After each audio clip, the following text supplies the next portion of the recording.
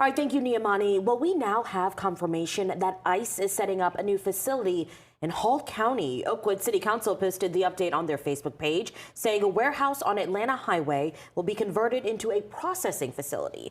The official word came from Republican Congressman Andrew Clyde's office.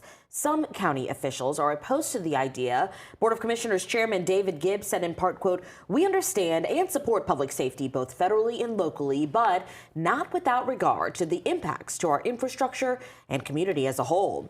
U.S. Senator Reverend Raphael Warnock now taking action, filing an amendment to the continuing resolution that funds the Department of Homeland Security to block these new detention facilities from moving forward. The amendment would prohibit the use of federal funds for any construction, renovation, or expansion of ICE detention centers in Social Circle or Oakwood.